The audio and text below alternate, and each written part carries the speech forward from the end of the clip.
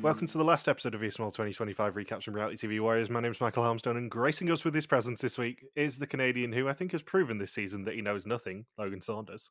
Good afternoon.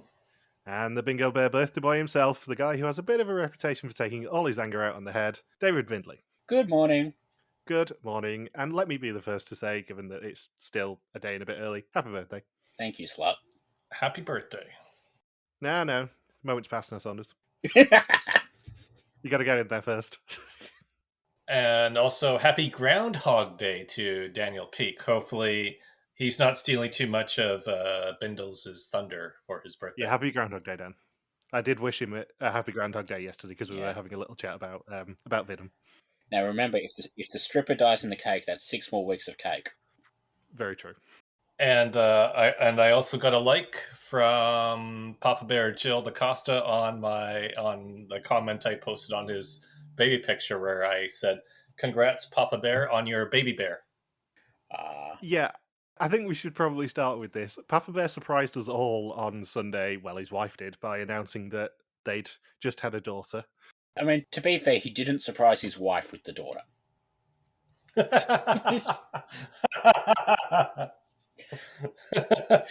I think she knew it was coming. Yeah, this is the sort of thing that he's meant to just kind of slip into the conversation in May when we speak to him, just being like, oh yeah, by the way, I'm now an actual Papa Bear. Mm-hmm. But me being me, I obviously did comment on his wife's post, and so did the podcast, just congratulating him. And I also sent him an email leading on to the 7 most scary words in the English language. I've had an email off Papa Bear, and he's just saying thank you basically for me sending him my best wishes and saying that he's looking forward to seeing us in May. So it's less of a scary Papa Bear email. I'm sure in sort of 8-9 weeks' time when we say we've had an email off Papa Bear, it will be less complimentary than, thanks, we're on Cloud 9. Yeah, and just because I've been told not to do too many Papa Bear nicknames this season, but puzzled of. You have indeed. We are on a strict Papa Bear nickname ban, I think, next season. We can do the odd one, but we can't do hundreds like we did last year, for fear of Saunders and I facing the reprisals. Yeah. And talking of Saunders, where in the world was Logan Saunders? Let's turn our mics off for 5 minutes, Bindles. Okay. See you soon. Jesus Christ.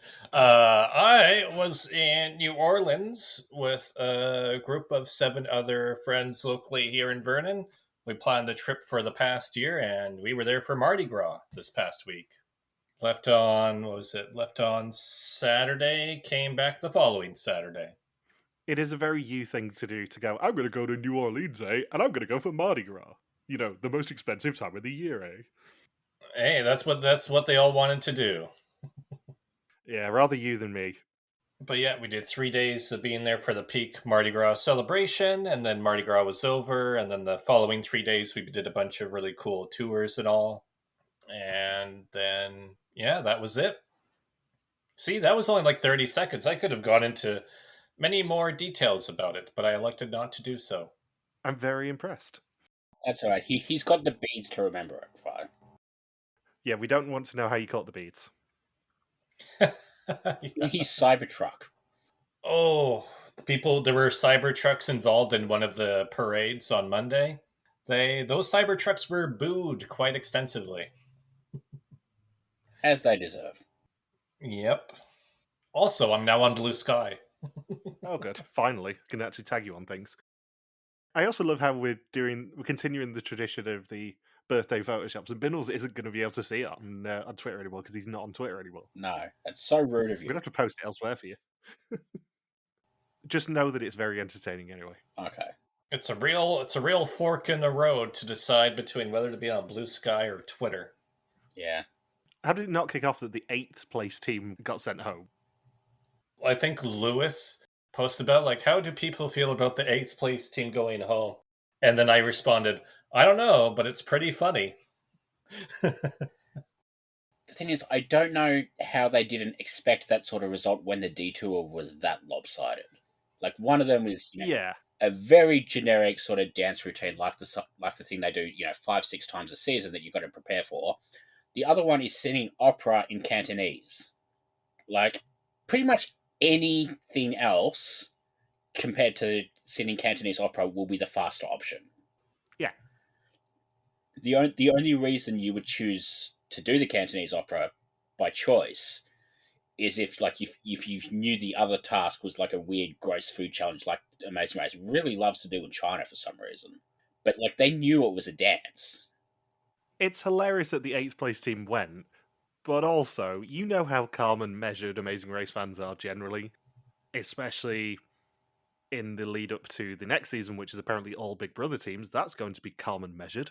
Non-famous Big Brother teams. Yeah, I'm very surprised that Amazing Race fans haven't kicked off more about the fact that a team who basically came in mid-pack still had to go home as a result of a twist. Next season is going to be hilarious, though, when it's all like, hey, you know those random people who have played Big Brother? Like, not even the A tier or B tier Big Brother alumni? Yeah, we're going to pick 13 or 14 of them to each race with a loved one. Have you anything to talk about this week, Bindles, or shall I go? Well, my shithead boss quit, so that was nice. Oh, fun. Yeah, I know. I like it when that happens. Well, we say quit, but when they sent out the email basically saying, oh, he's resigned, his last day is tomorrow, it was very, very, like, you know how you can tell, like, sometimes they're, like, specifically wording something to not say something? He has been quit. Yeah. It was like, what's his name, is leaving. It is mixed emotions, all of that sort of stuff. Like, it was very, very clear to not say that he actually resigned. And yeah, from what I've heard through office gossip, I am not surprised. Although everybody else seems to have been, which is odd. I mean, the major thing in my life in the past week is I nearly broke my toe on Saturday. Oh. That was fun. This is going to be a very, very middle-class statement, I'll warn you now. I was making melt-in-the-middle chocolate puddings and wrapping them in cling film to put the mixture in the freezer so that I could just get them out. And the cling film dropped on my toe. And roll it over Rupert's toe. I was a little bit worried that I Rupert's toed it. It's still very, very purple 2 days later. I can bend it. I've not broken anything. Oh god, does that mean Logan and I are going to have to carry this episode because you won't be able to give any confessionals?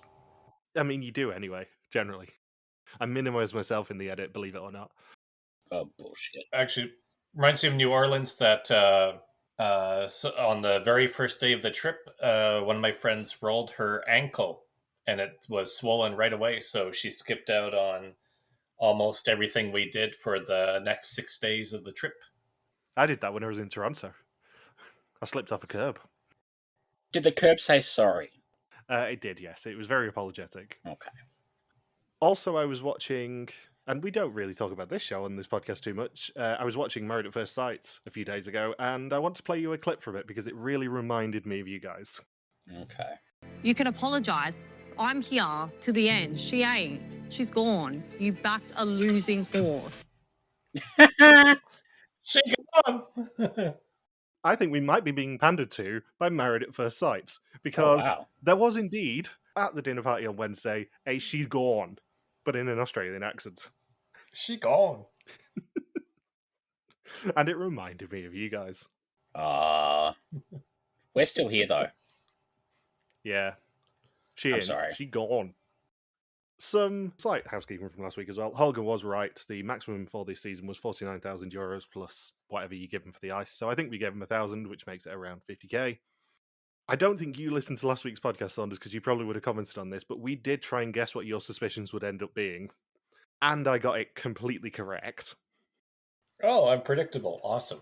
You are. I predicted that you would say that Michael was the mole and Stijn was the winner. And spoilers, that was not the case. I got all three. I got all three wrong. You did indeed. He wrong. I also need to ask you a perfectly innocent question that definitely won't annoy one person if you say a particular answer on this.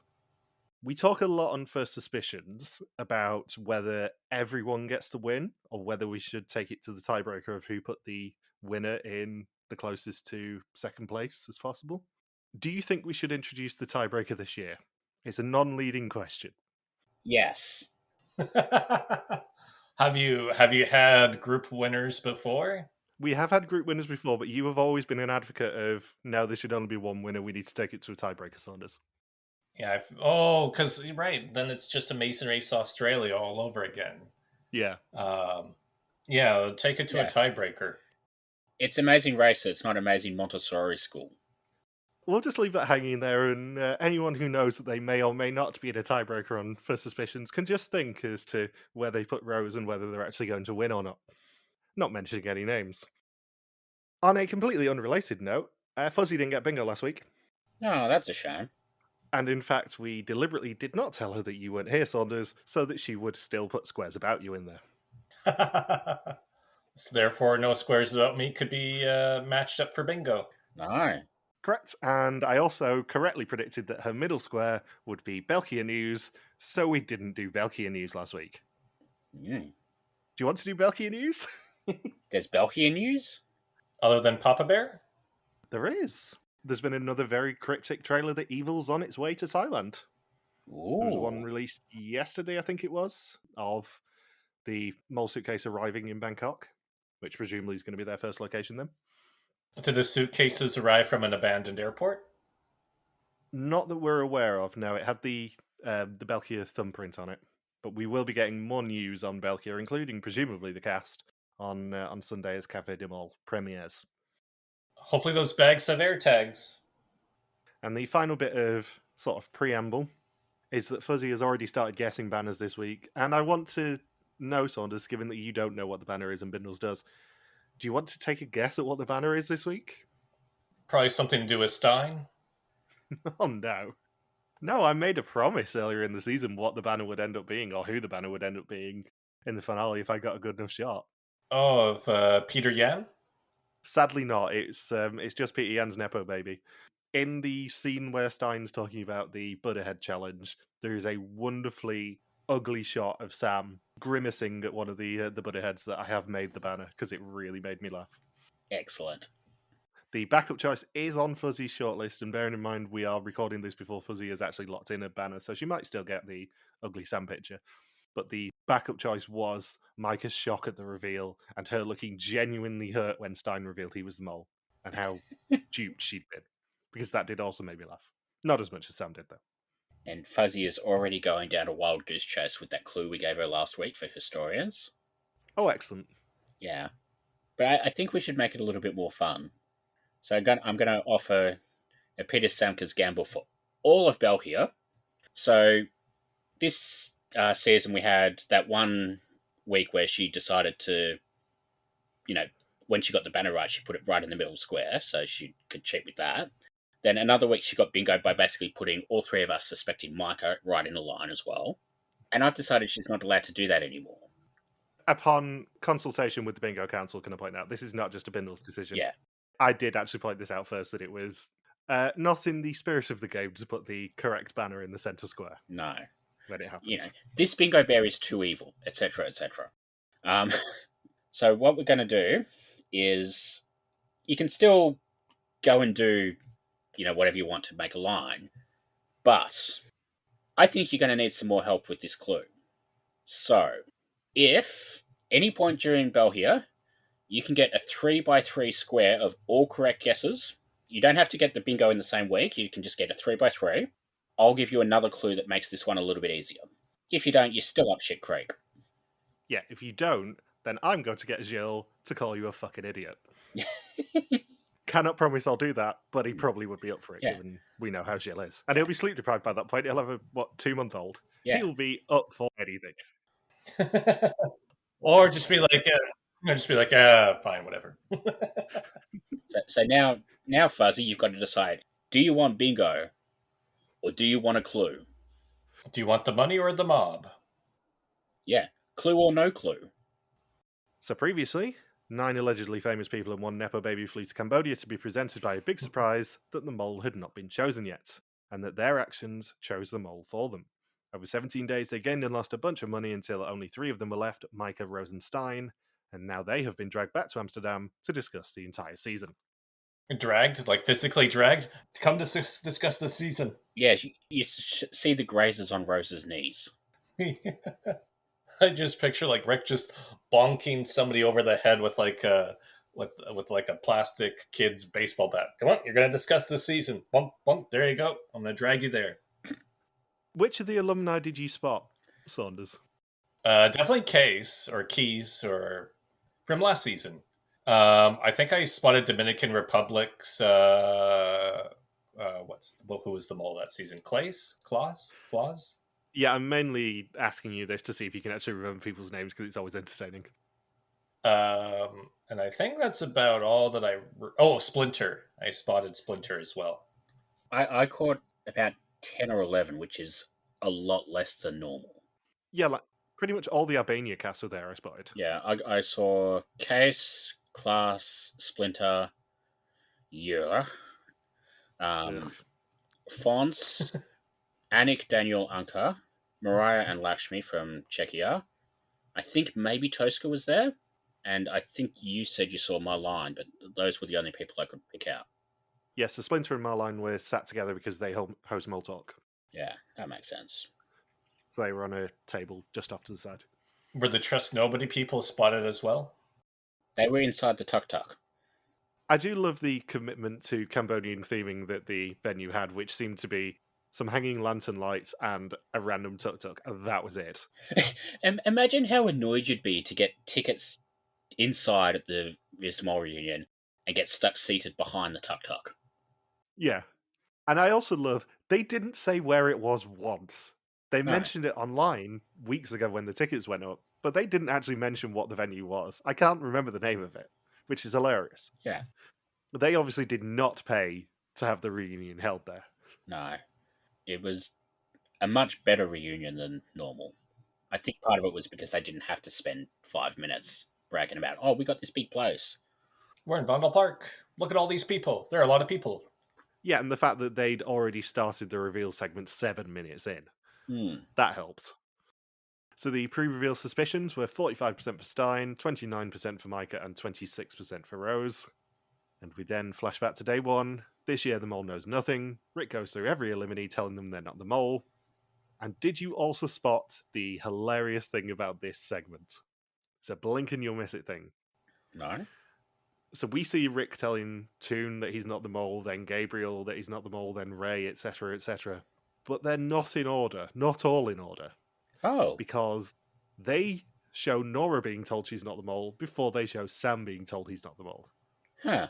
It's the only one done out of order. That's odd. So basically, they're considering Sam part of the final five like we are. Yeah. I did notice sort of before they did the reveal, when they were like giving everybody their one Survivor reunion question, aside from Tone, they basically did them in order from most to least entertaining in case they had to cut somebody for time. So like they went Sam, Tone, Sophie, Bridget, Ray, Gabriel, Nora. And like the only way that makes sense is if you're expecting somebody to just keep talking and talking and talking, and then you realize, oh shit, we're running out of time, we've got to get this going. Let's just not talk to Nora. Poor Nora. She's got such grief from us this season. I mean, she's probably lovely. Yeah. So Rose, Micah, and Stijn meet Rick, and we see them all be told whether they're the mole or not, and Stijn is told that he's the mole. And as I said earlier, Micah cannot believe it. She was way off. I mean, she's just an idiot for not figuring out that Stijn was the mole by the end of this. Yeah. Yeah, and as the only person of the three of us who didn't work out that Stijn was the mole, and indeed had Stijn as his bottom suspect for a lot of the season, how did you react, Saunders? I was about the same way that Micah reacted. Unfortunately, I did have it spoiled that Stijn was the mole on Saturday just after it had been revealed, because I forget every year that Facebook reveal it. Yeah, you can't go on Facebook or Instagram. Yeah. I mean, before we'd even recorded this episode, which is about 48 hours after the actual reunion aired, they'd already shown that Stijn is the mole and had a link to his Diary of the Mole on Facebook. It's very unsubtle. It was nice of Stijn to turn up to the reunion dressed in a hand-me-down hot air balloon, though. Just out of interest, Saunders, how do you feel about Stijn as a mole? How do I feel about Stijn being the mole? I mean, because the big part of it is, okay, we have to see what the sabotages were like, and I have a feeling you two also picked up on this. But I feel like when it came to the finale exemption challenge, that he was given a bit too much information about what everyone else had done in terms of bids and all. Oh no, he wasn't given too much information. He was given literally every piece of information. I was sat there, and this is weirdly the second time he's going to get a mention on a Venom reunion recap. I was sat there doing a David Correas impression, just going, "It gets so much worse!" Because I had already moaned about this challenge, and I was fully intending on doing a full rant about this, so I might still do it later. But I'd already moaned about that challenge, potentially the mole having too much information, and then we find out that the mole didn't just have too much information. The mole was told what the bids were, who the bids were, and got control over who got tapped on the shoulder. Yeah. It is so fundamentally bullshit that the mole basically got free reign to drain the pot 2 episodes before the end. But at least he didn't just say, well, I'll let Rose have the exemption and drain the pot by an additional 2,000 euros. But, like, it was a 50-50 guess at that point. Yeah, and like that's true too. He was already guaranteed to be in that final 2 because, like, if somebody else, like, he didn't pick himself to go and hand over the token thing. But if somebody, dumped it on his desk, he could just guess them they'd be out, and then he'd be into the final anyway. Yeah. It's like you hear with like those big businesses where the CEOs or the upper management where they're told, okay, if you fire and trim the budget by say 10%, we'll give you personally a 2% bonus. That's almost what it felt like with that challenge. Where okay, if you make sure you cost the group X amount of money, then we'll give you more money personally for being the mole. Yeah, I have more thoughts on that later in the episode. I'll be honest. No way. But aside from that, just one challenge where production really, really screwed things up, in my opinion. I'm content with most of the sabotages. Yeah, like I don't think any of them were really that entertaining, but in a season where, the moles picked basically 20 minutes into the season, like, I'm not going to fault them for not being as clever with sabotages as other seasons have been. And I was thinking too, the direct comparison for me personally to make is to Belgia's Vietnam season, and how 5 or 6 of the players had Elizabeth as their prime suspect during the season. And here, only one person suspected Stijn at all throughout the entire season. So I was a bit impressed by that because the assumption is, okay, whoever is the mole probably got suspected by quite a few people just by the nature of the twist and a lack of the ability to prepare for it. So the fact that he wasn't prepared and still remained almost entirely undetected all the way through to the end is pretty impressive that way, even if the sabotages weren't overly clever. You would just expect more slip-ups due to how impromptu his selection was. To quote another mole, there's a bit of leeway with that. I did think it interesting that because Rose was the only person to guess it was him, they basically couldn't even try and build up the mystery of who wins train fare home like they have the last few seasons. Like, so they basically did the reveal and it's like, oh yeah, Rose, you won. Congratulations for you. Let's move on. And, like, it was good that they got that out of the way, but it did feel like an anticlimax. Yeah, I think for me with Stijn, I have to separate it into actually his personal relationships, which did keep him very well hidden, and his sabotages, which were incredibly underwhelming for me. Yeah. It's tough to showcase social abilities on screen. Yeah. As we see with most reality shows, like with Survivor, this person won this season of Survivor because they had really good social bonds with everybody, but didn't make any big flashy moves, and those are the winners who get hated on the most typically in Survivor. Here with Vidum, we have a very similar situation where the mole strength was socially charming everybody into thinking, there's no way that person could be the mole. It's very tough to depict that on screen. Yeah, I think he was a good mole as a character. I don't think he was a good mole as a mole. Yeah, I don't want to moan about Stijn too much because I think he did well with what he was given. But I think as a result of the fact he was picked on location, he was a successful mole, but he wasn't a very clever mole. Yeah. A lot of his sabotages were incredibly route one. A lot of his sabotages ended up being I'm just going to let someone else sabotage for me, which is fine. But when they are the big sabotages of the season, I don't think it works. And especially that finale exemption challenge, that does actually drop the season a few points for me in that challenge alone. Because yes, it was beautiful. Yes, there was so much surrounding it, but it was a fundamentally broken challenge that was rigged by production so they could have a pot dress. And there is no getting away from that for me. I will say that challenge was less damaging towards the season than a lot of the twists they've been doing the last few years, but still. For me, the biggest problem with it is it's so late in the season. Yeah. Like, yeah, I get that it is a finale exemption challenge, so they can't really do it before 5. But that sort of a challenge has such an impact on the pot that by the time that it's over and the pot's been drained, they can't recover.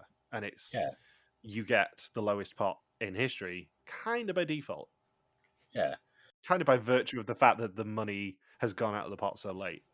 Yeah. It would have been a really good challenge if it was like Final 9 and it was just for a standard exemption. Yeah. Like, if you do it in episode 2 or 3 with 9 players there floating around and you keep going until you've got 2 people anyway and then you decode in a box, perfectly fine. It's because it was Final 5 for the finale exemption and, none of these people care about winning money anymore at this point. Yeah, and also the mole just had far too much information and far too much control. Yeah. So Rose, as we said, was the only person who put Stijn on her test as mole all season long, and by virtue of that, she wins. And ironically, she wins the pot that she probably kept more money out of than he did. She went all in, she rewatched previous seasons and saw that the best things to do were to mislead people and to spread. By misleading, everyone tunneled on her, and that is how she survived. And as a group, they put together a profile of the mole. In the applications, they picked 3 characteristics each as to what their ideal mole would be, and the 3 most chosen were creative, social, and ruthless, which were the 3 that Rick mentioned last week. In the temple, they then distributed 12 characteristics, but only the 3 that they chose counted, and those were the only 3 that we saw being distributed in episode 1.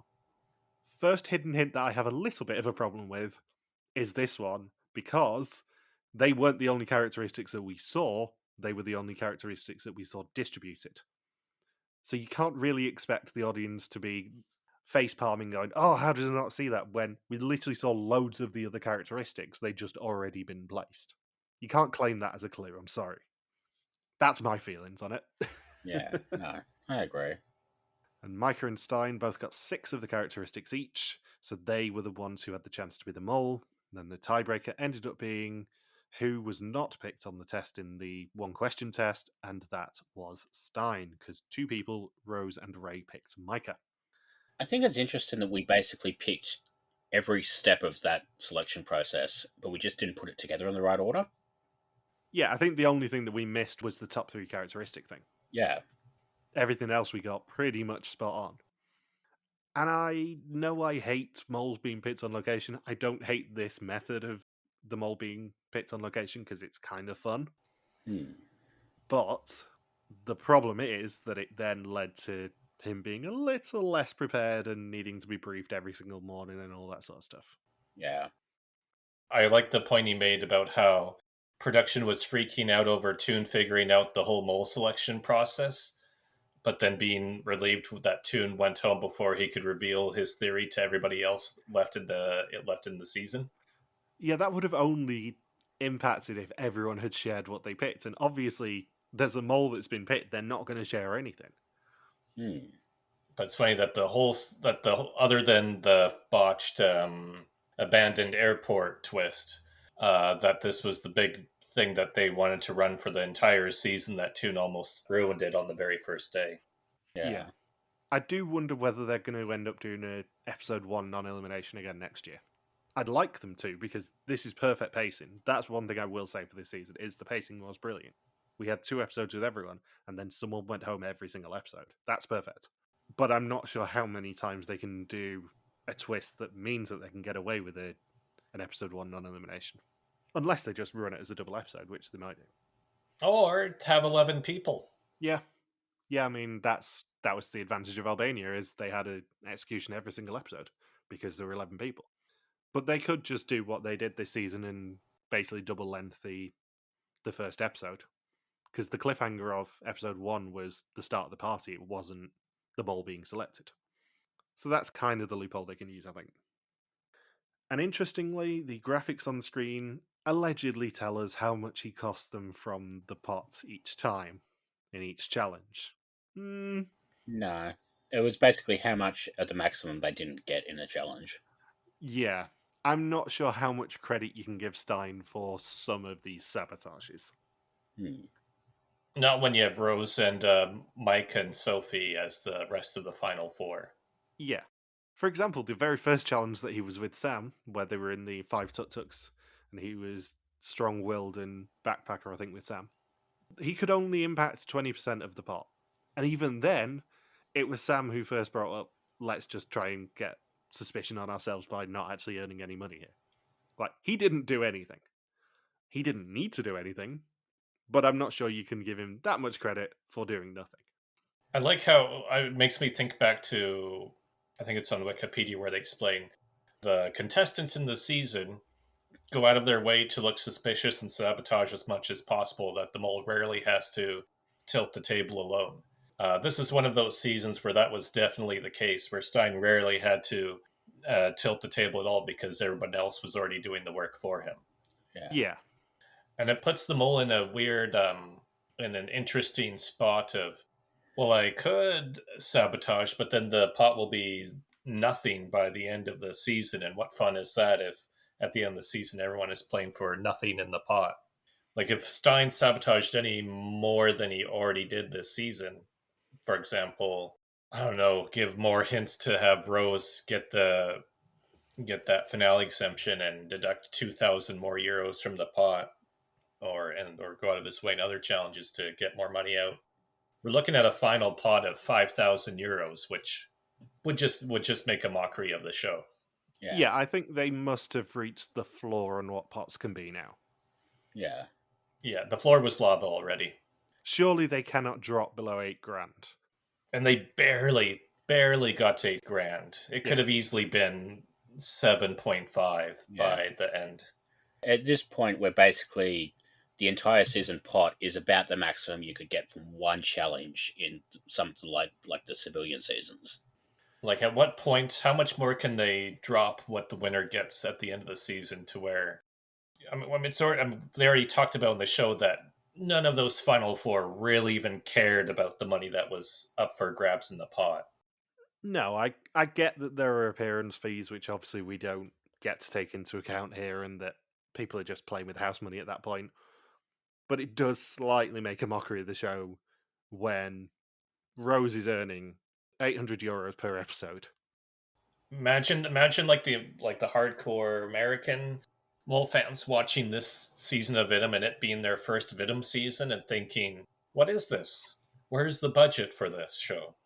Yeah, I mean, I was reading Andy Dernardt's recap of Traitors US earlier, and he said that I think it was 206 grand their season ended on. He said that was a paltry amount. And I'm like, dude, mole here, 8 grand. Even in dollars, I don't think you'd reach 10 grand on that. No, because it's pretty... Euros and Euro USD is pretty much equivalent right now, isn't it? I'm not sure. I've not looked for a while, but yeah. I know what I'm going to do for 2 seconds right now out of my own curiosity. I think the highest Mole Australia ever got was 180 or something. So, like, even 206 is still better than that. Yeah. What was the final pot? 8,055? Yeah, that's only 8,729 USD. So I can only imagine how Den Hart would react to that. Yeah, I know it's a different show and it's different cultural sensibilities and all that, but even I go to bat for European shows not being as cheap as American shows are, and Americans just spaffing money at these things. Even I'm going, that's a little bit low. Yeah. Like, I guess because of Survivor, they tend to sort of be beholden to that $1 million prize. Yeah. And at some point, you know, it stops being, oh, it's $1 million, and it starts being like the Dr. Evil joke from Austin Powers, where it's like, you know, $1 million. But on the other hand, this is way too low. Like, you could maybe get 15, 20 grand and sort of justify that because, it is a small show in a European country. You don't really need 100,000, 200,000 euros. But also, this is the biggest show in the Netherlands. You can afford to spend an extra 2-3 grand. Yeah, so out of all of the seasons that we have covered on this podcast, both Belgium and Vidum, the highest pot that we have seen potentially was Greece with 118,635, and that's only because of the doubler twist. The rest of them are, well, Belgium hovers somewhere between about 90 and 110 every year anyway.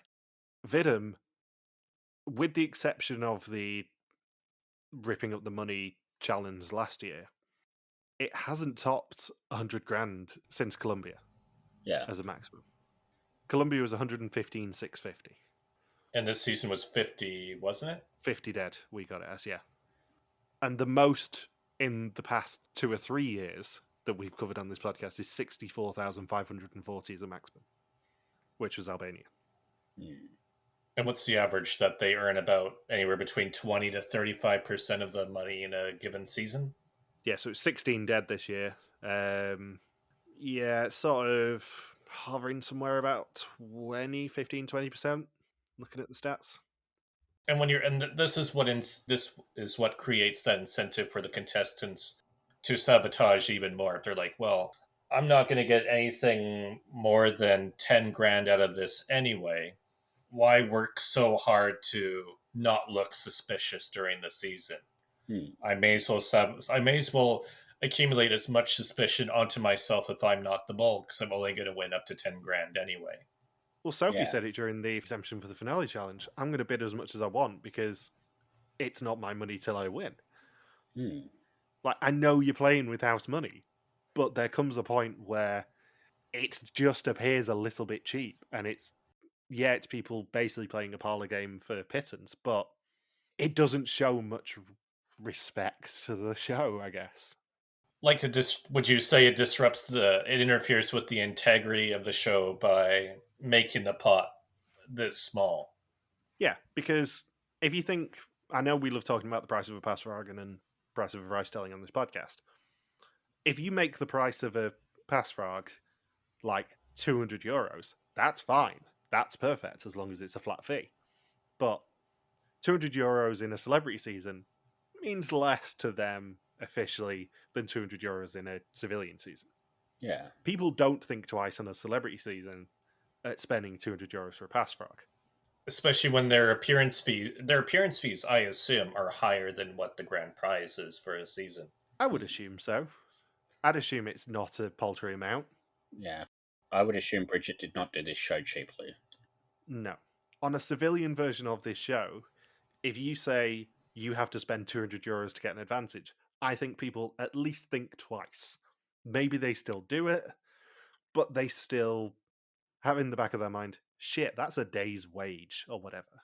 Like, imagine on the American version of Survivor, if they're for an all-star season, if the appearance fee was bigger than the grand prize at the end, people would be playing it very differently. Yeah, and I know that we criticize American shows a lot for spaffing money at them and going, we're going to have $1 million prizes and you're going to play for 20 grand in this challenge. But the counterpoint to all this argument that we're doing is that, yes, 200 euros for a Passfrog or whatever isn't much to people on a celebrity version of this show. But saying you can waste 20 grand on a yoker for this challenge, they're such massive numbers that are so unobtainable that people are just going to consider them hypothetical numbers. They don't mean anything to those people. There is a fine balance for pots and advantages and pot drains in this show that it goes so far one way with Vidum being so ludicrously low pots and so ridiculous amounts of money that it still is hypothetical. And there's such a ridiculous balance on the other end of the American version going, we're going to just chuck so much money at them that it's hypothetical. It needs to be brought back to reality a little bit, ironically.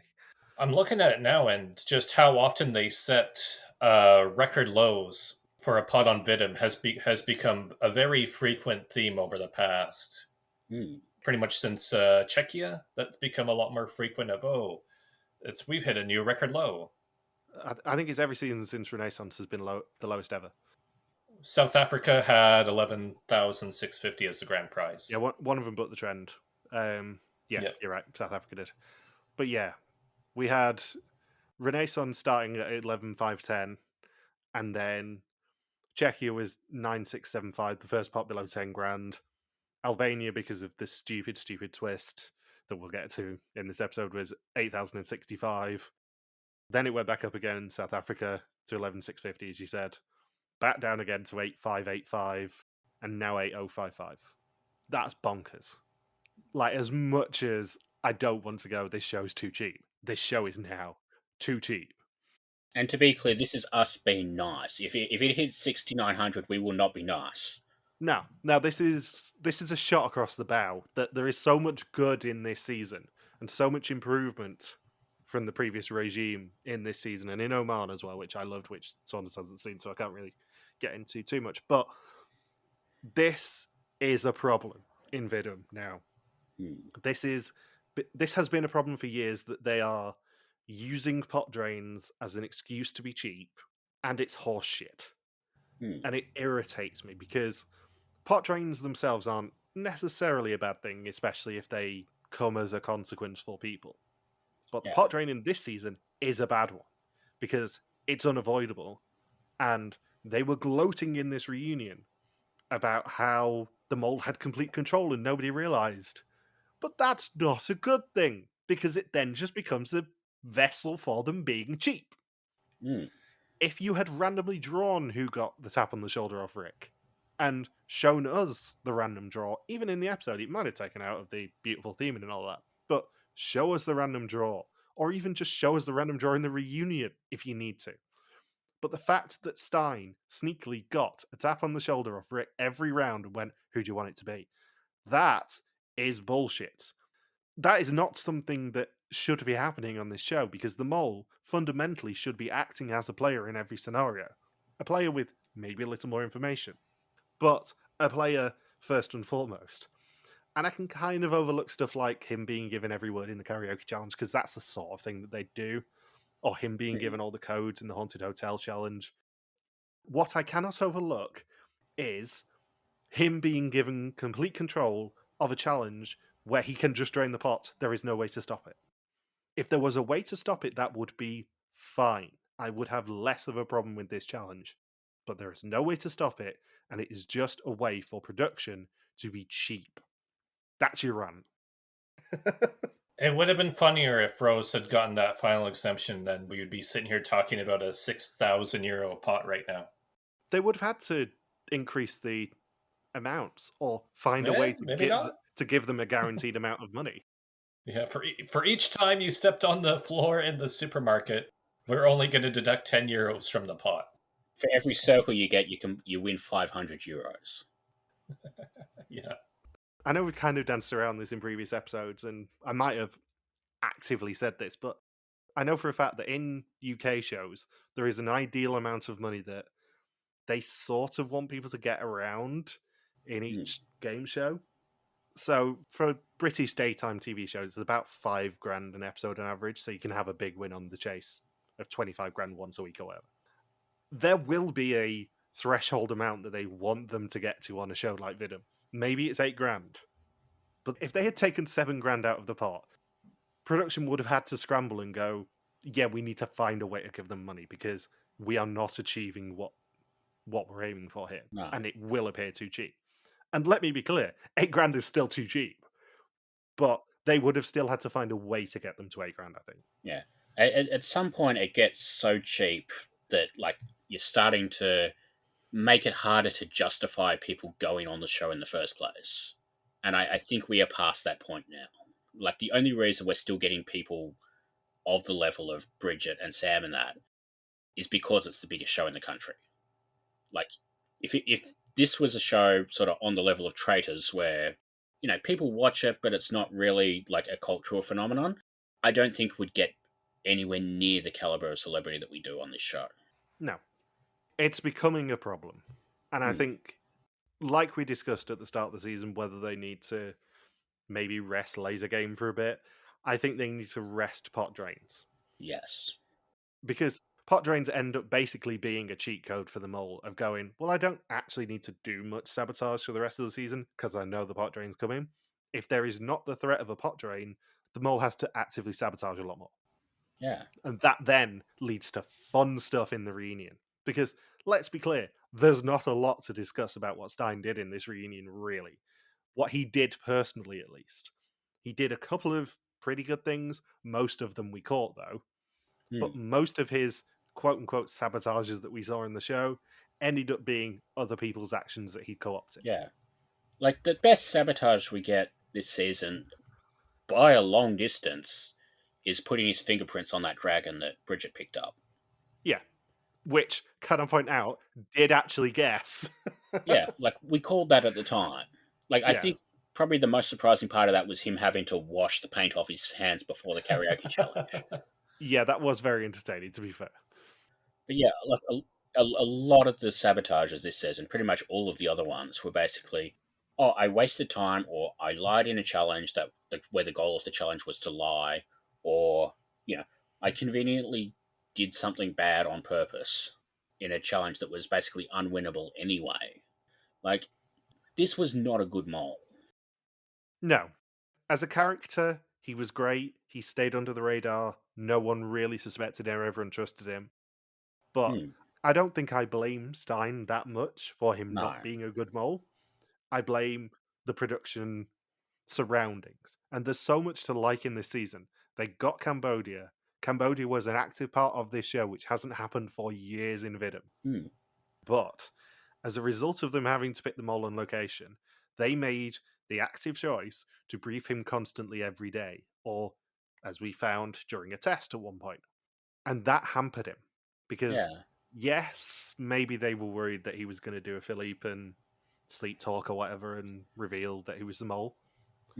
But the fact that he couldn't prepare mentally in his head until the night before really for any of the challenges hamstrung him a little bit. It's funny because one of the 3 traits to assign for who the mole was creative. And ironically enough, because there was so much hand-holding by production that Stijn wasn't allowed to be as creative as he potentially could have been if they didn't guide him as much as they did. I don't think most of these sabotages are Stijn sabotages. I think most of these sabotages are production sabotages that they've let Stijn have. Yeah. And the other thing to quickly tack on to the pot being a record low again is that that's sort of the buzz they always want to do. Like, oh, this mole was so successful because we have a brand new record low pot. Well, if you do that again, you're hitting the 6s or 7s for how much the final pot is allowed to have. So if they want to keep this up with this new record being set for, oh, this is the most successful mole we've ever had in 26 or 27 or 28 years of Vidum, that's the troubling territory that they would have to enter. So they really need to put a rest to measuring who the most successful mole is by however much ends up in the final pot. Yeah, I don't think that should be the measure of a mole. I think the measure of a mole should be how suspected they are. Yeah. He's a good mole in the fact that nobody suspected him apart from Rose. And yes, he did accidentally let slip to Rose, which helped. He's a good mole in that respect. But actually, in terms of his sabotages and keeping money out of the pot, himself personally, he didn't do that well. No. I reckon if we totted it up, he probably only, from what we saw, personally cost the group from the maximum about $5,000. And then you add on the $5,000 pot drain, which he was rigged to basically win. I don't think he really cost the group that much money, personally. What do you think about Rose as a winner overall? She did what she needed to win. I like her as a character. She's not the best character of the season, obviously. I probably wouldn't put her in the top 3 characters of the season. But she was an interesting presence. But she ended up being very antagonistic, maybe more than the actual antagonist of this season. Yeah. I think once you take out like the really boring people, the Rays, the Gabriel's and Nora's. I think Rose is the weakest person in this cast. But having said that, I'm not mad that she won. No, I think this cast as a whole, apart from, Ray and Gabriel, was a very strong one. And I would have been happy to see any of them continue longer. Yeah. The comparison that I will make with Rose is I think she shares a lot of traits with the last journalist to win, namely Daniel Verlan. He was basically very gung-ho on the correct mole for a lot of the season, like she was, and he actively antagonized everyone else to make them suspect him. It's a winning tactic, but is it a palatable one on television? I'm not sure. I think maybe Rose slightly crossed the line a few times with how suspicious she was making herself. It is nice to know that Ellie Luce's judgment runs in the family, apparently. Yes. Ellie Luce's sister. What a random reference. So the money that Stijn did actually cost them was, to tell the truth, he did manage to mislead the group thanks to Bridget and cost them €1,500 and win 2 Jokers. The Jan-ker ones were very clever. He picked difficult as much as he could, knowing that it would cost them $2,000 potentially in the end. And they did fail the Tomb Raider photo, although it was a little bit nitpicky what they failed on. I think that may have been production slightly putting their fingers on the scale to go, we can't give them too much money for this side of the challenge. He also misled them from one of the wrong Apsara movements, which cost them another €500, and touched the ground in the pose challenge, which we didn't clock at the time, and it was blamed on Sophie. In the woodworking shop, his tactic was to let him and Sam bring the average down, and he said he took his anger out on the head, and he was surprised by the live briefing and tried to convince people to go for Sophie, as hers was actually good. And I don't think you were here for this episode, Saunders, but did you clock the music that they scored this scene with? For which scene? The woodworking shop scene. Oh, no, I didn't. So the music bed was something I did point out a few weeks ago that they used. I think it might have been the one that you weren't here for last week. They used a piece of music from Only Murders in the Building called Murderboard Suite. And I actually I Shazammed it this week to find out exactly which piece of music it was. But yeah, it was back in the woodworking shop scene here. Oh, that's interesting. And as we predicted, in the massage table bit, he did deliver the envelopes to Sam and Rose. And Rick briefed Stijn about the suitcase challenge while Micah was doing her test, right behind her, and he gloats to Sam that he could have just found out the truth by looking up off the massage table. In the airport, he swapped the passports, removed the sound chip, and put them in trainers on the belt. And he mulled like his life depended on it, and nobody saw anything. We've already gone through the final exemption challenge ad nauseum, so I'm not going to rant about that too much, but I do have in capitals in this next section, I hate this challenge. And it was also that challenge that convinced Rose, because the mole was never going to take $7,000 out of the game, so was never going to pick her, so it had to be Stijn. In the abandoned hotel, he got an additional video from Rick telling him how to cost him money and knew the code of every safe so he could steal the money. Have to point out a bit of bullshit there, because he'd already revised all the codes, so he must have known the safes were going to be a part of it. He didn't need that additional Rick video. And he also worked hand in hand with the chambermaids to cost them money. And Rick does address one of my complaints at the time for the Haunted Hotel Challenge that, yes, Stijn flushed money away, but it was fake Cambodian money that they'd rigged up for that challenge. Makes it slightly better, but still. Does make me wonder whether whether Rick is now banned from the hotel for counterfeiting. Yeah, good point. That will also be illegal, won't it? And as is now traditional, the hidden clues and the extra mole action are online, which does seem like a waste when there was still a bit of chaff in this reunion. We could have got rid of Ray, Gabriel, and Nora being talked to, and then just gone to the hidden clues and an extra mole action. To be honest. Yeah. Do you want me to go over the clues? Yeah, if you don't mind. I knew you'd have them to hand. So the episode titles that we all pretty much clocked related to the Eightfold Path. Basically, the excuse for that was the Eightfold Path relates to holiness, and Stijn is short for Augustine, which means sanctified or something. Famously related to Buddhism. Yeah, like it's a real stretch to basically justify putting those titles in, pretty much. The first briefing was in room 928, and if you add those digits together, so 9 plus 2 plus 8, you get 19, which is S. We had one of the bags that Micah grabbed out of the paintball in the airport had El Somsi as the name tag, and you rearrange those letters, you get Mole is S, which doesn't work when Sophie is still there. Neither of those two clues do. The Ice Challenge and the Still Life Challenge in the same episode, they were both built around the concept of freezing, and freeze kind of sounds like De Vries, which is Stein's surname, which is a stretch even by this show's standards. Are you certain? That does not count as a clue. No.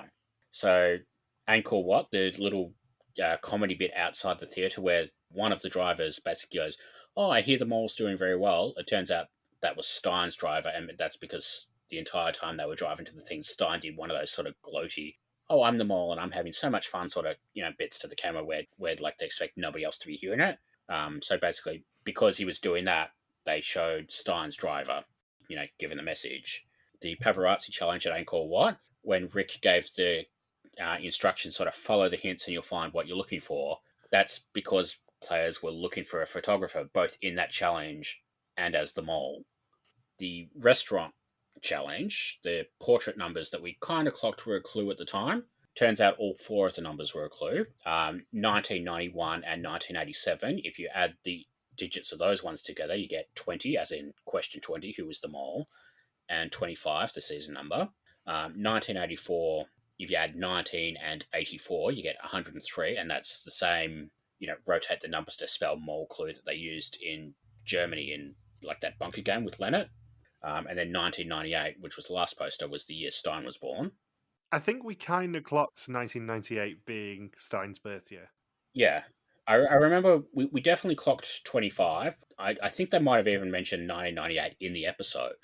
But probably the best clue of the season, and the best clue in years, honestly, Rick holding up the envelope over his face during the karaoke game. And then basically putting it down, turning it so you could see the mole logo, and then holding it back up.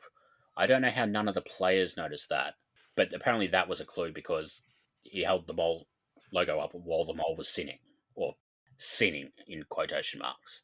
Do you think that was a deliberate clue, or do you think they have retroactively decided that that was a clue? I think Rick sort of put the card up the first time because he's a serious newsreader. He can't be shown having emotion, all of that sort of stuff. And then sort of while he had the face up, he's like, "Oh shit, Stein's the mole. This card has the mole thing on it. I can make this a clue." And then sort of after the challenge, he's gone and told production, "Hey, guess what I did?" And then they've decided, okay, we'll make that a clue. Yeah. I don't think it was an intentional clue. No. I get that they couldn't really do many big clues this season for the same reason they couldn't do many big sabotages, because they just didn't know who the mole was going to be until they started the season. But a lot of these are stretches. Yeah, the one that I really have a problem with is anything to do with the letter S, because they were one round away from having 2 people with S as an initial. Yeah. In that final 3. Like, that would have negated every single one of those S clues. Yeah. The clues are that the mole could either be Stijn or Sophie. Or Sam. Imagine if all 3 of them were the final 3. We've narrowed it down to 3 for you guys.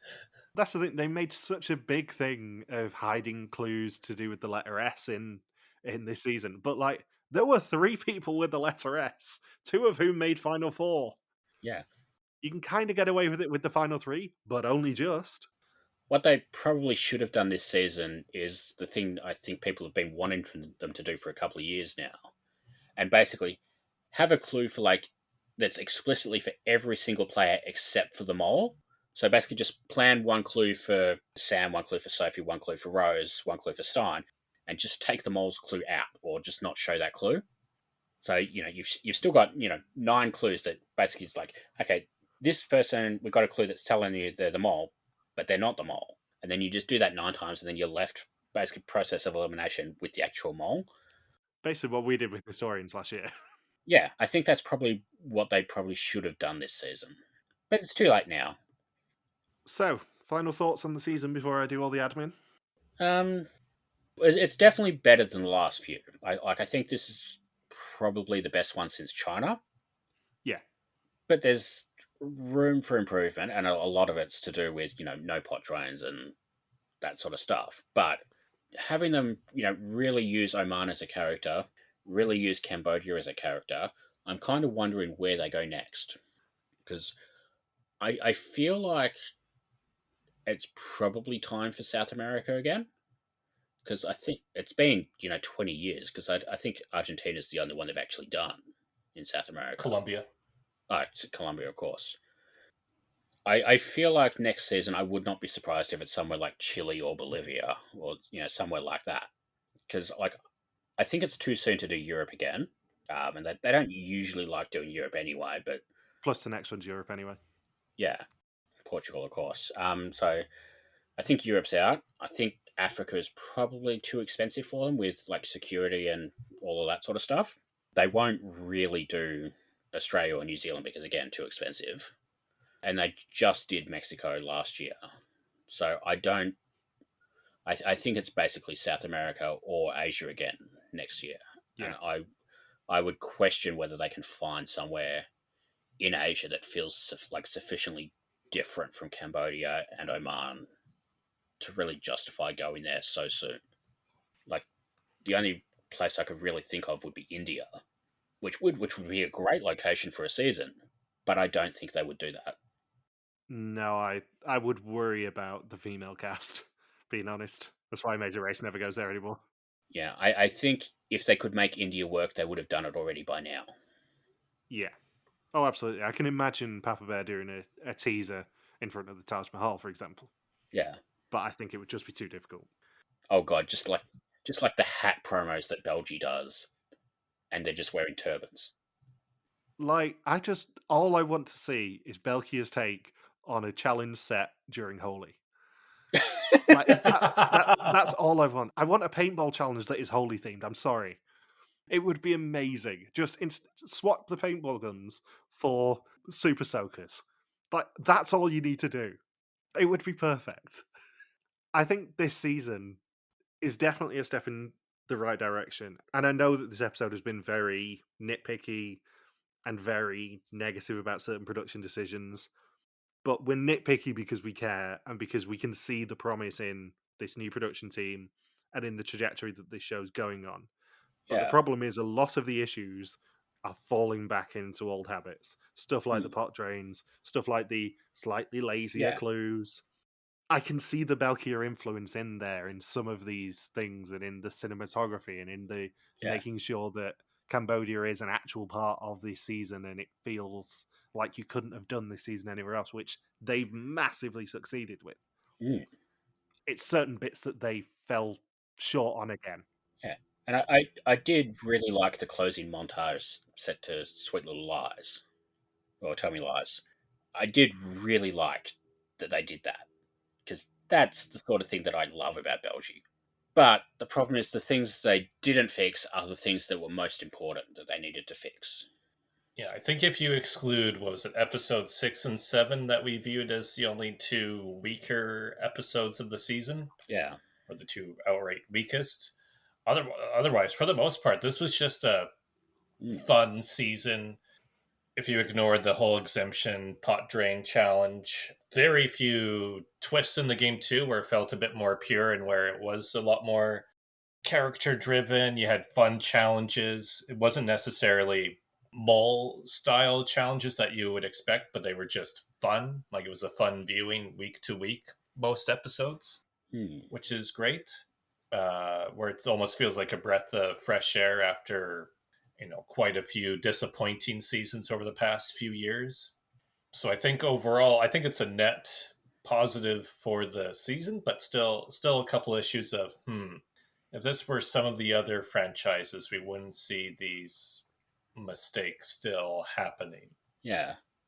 The big plus I will give them more than anything else, and more than the inspiration from Belgia and the making the country a proper part of the season again and all that sort of stuff, is they used Rick really well. Yes. In previous years, they've been really bad at using Rick, and they've let him be wooden and in the background and not appear much, and appear to just not really give a shit. Yeah. And he has been so much better in this season. And even the reunion's usually the strongest bit of the season for Rick. He was still really good at the reunion as well. But they used him so well and so much better in this season than they have done. It just seems like Rick is having fun, and he himself was having fun with this season. Yeah. Like, I know part of the issue with Rick was, I think they were trying to keep him a little bit distant just because a lot of Rick seasons were done during COVID times. Like, I think even South Africa, they were still filming under, like, COVID rules. Yeah, that would have been tail end of, that would have been 2022 that they would have been filming the season. Yeah, so he really, COVID would have been a thing for maybe Renaissance, but certainly Czechia, Albania, South Africa. That's 4 out of 7 seasons, whatever it is he's up to now. I think they've sort of used that as an excuse to keep him out of the way, but like Belgium, Papa Bear was still heavily involved with the cast. They just got like a little bit more clever about it, and I think this season they're starting to be clever with how they use Rick again.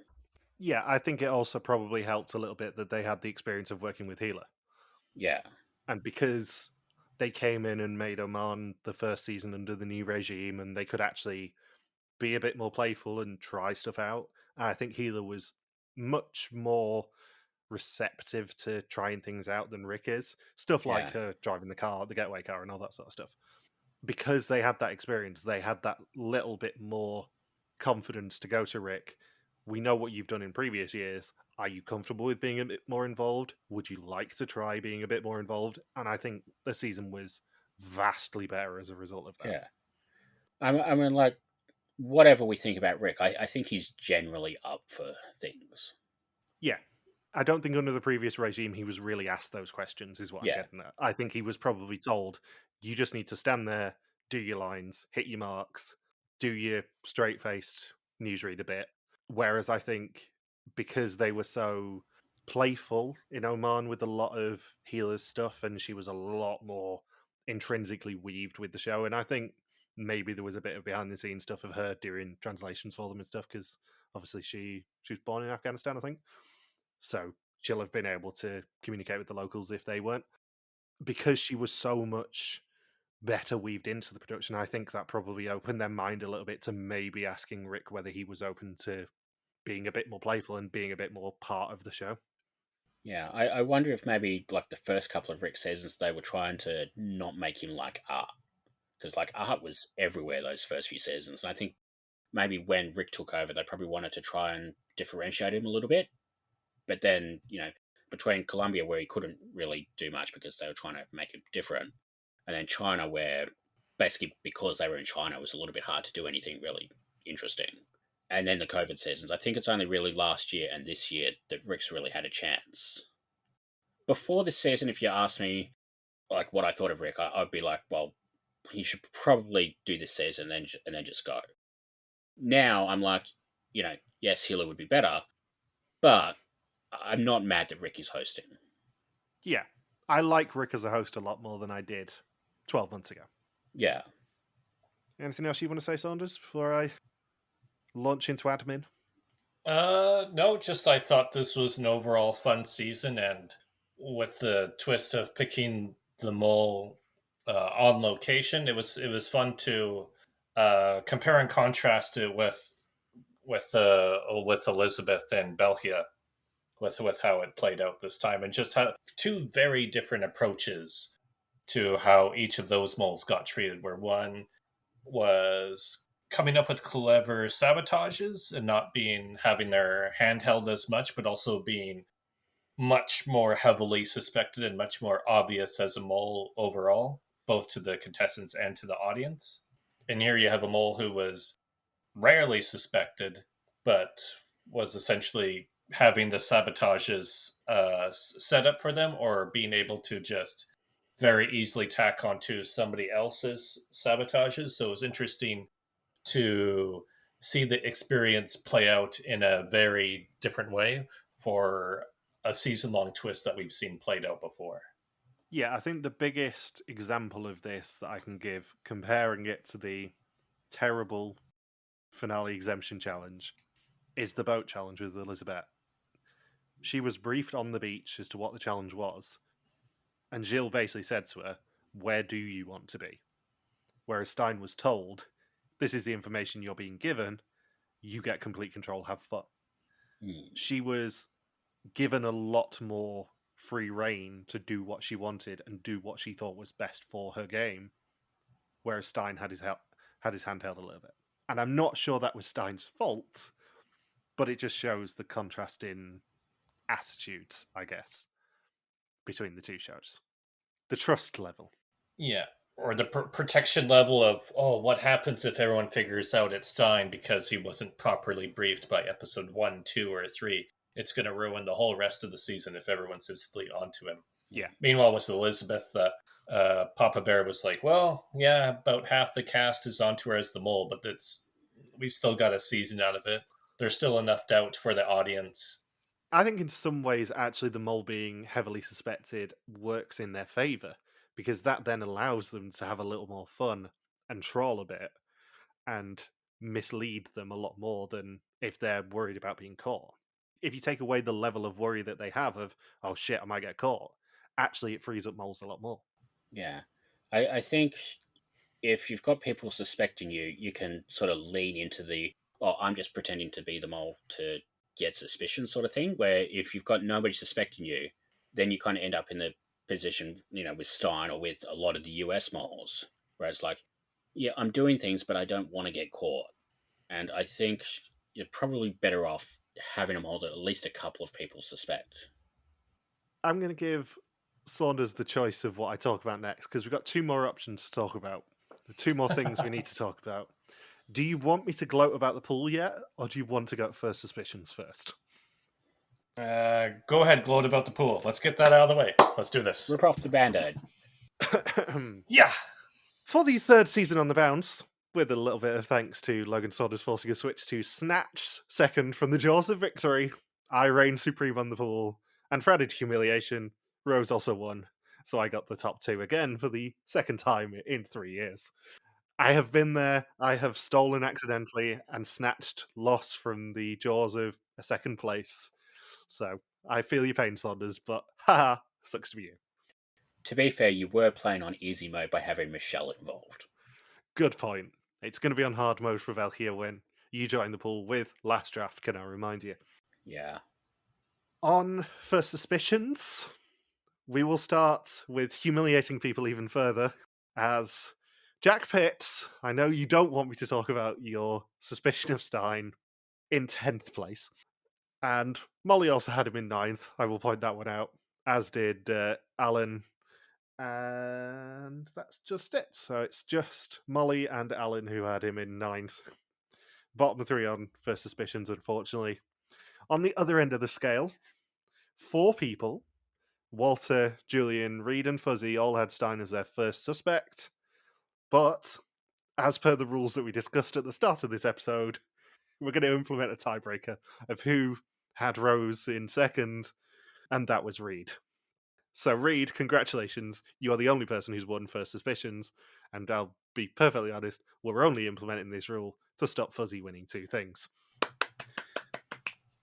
So it's all my fault. Yeah. It is all I wreak havoc. You're a bad influence, Saunders. I'm the typhoid Mary of this podcast. I know for a fact that Fuzzy's going to have listened to the last however long of this podcast and known that we've talked about first suspicions and known that she put Stijn as her number 1 and that she stood a chance on first suspicions. And she knows that we only talked about a tiebreaker rule because it would screw her out of winning first suspicions. And she's 100% correct. Sucks to be you, Fuzzy. Interestingly, also, out of the 4 of us, Michelle actually had the lowest score with a score of 9 for her final 2, to my 10, Logan's 11, and Bindles' 13. I win again. And now the part of the episode that we have been waiting for. Given that we know none of us have won, let's find out who has won the suspect list when I press this big green button. Oh, fucking hell. Oh. You'll never guess who's won. Daniel Peak. I mean, there's a clear top 2 this season. So, top 5, Molly with 80 points, Femke with 83, David V with 87. Big jump for 2nd place to 127 points. So, just dropping 1 bonus question was Walter. But annoyingly, with a perfect Fuzzy? score of 130 points, it is indeed Fuzzy. Oh, fuck off. Yeah, oh fuck off indeed. Why is it always that we do these suspect list results live And it's always someone we strongly dislike who wins. I mean, to be fair, even I don't like last year's winner. How many people participated in Suspect List? This time it's 30 odd, I think. Yeah, it's 32. And very irritatingly, I'm actually the worst of the three of us. Bindles was 21st with 33 points. You were equal 22nd with 32, and I was 24th with 29 points. That's a bad showing for all three of us. Yes, but I still won. Out of the three of us, I mean, don't count your chickens before they hatch. So yeah, congratulations, Fuzzy. As much as we don't want you to win, you won. Fair and square, irritatingly. Why is it always fair and squares when it comes to talking about Fuzzy? Why does it always involve squares? She's just obsessed with squares. That's a very good question. The only one that Walter got wrong, by the way, was that Stijn was on the panel for to tell the truth and not being interrogated. Everything else he was perfect on. Anything else you want to say about this episode, this season, this mole? No, I'm good. Interesting fashion choice for the finale. Yeah. Yeah. It was amusing Rose having to avoid Stein's train when she sat down. I'm surprised she didn't slip like somebody walking over a banana peel or something. And that's it. Cambodia is done. Nothing more on the horizon for the rest of the year. Mm. I went through the whole episode without any references to Pol Pot. I'm proud of you, Saunders. We need a whiteboard with one episode since Saunders mentioned Pol Pot. Yeah. Yeah, we'll be back in a couple of weeks for Belkia, because Belkia does indeed start on March 23rd, which means there is a strong chance that the subtitles will be my birthday present from Papa Bear Gilles de Costa this year. Time for the main course. Yep, we've had the starter, now it's time for the main course. So, thank you for listening to our Vista Mall 2025 recaps all season long. We'll be back on March 27th as Belkia takes on Thailand. Don't forget, you can contact us on pretty much every social media platform except TikTok, where we are RTV Warriors, or you can email us and contact at rtvwarriors.com. You can also support us on Patreon at patreon.com/rtvwarriors. Thank you as always to Marika for the subtitles all season long, and we will see you very soon for more episodes. Peace out and just chill till the next flavoring. I get to be a ripe fruit. She's gone.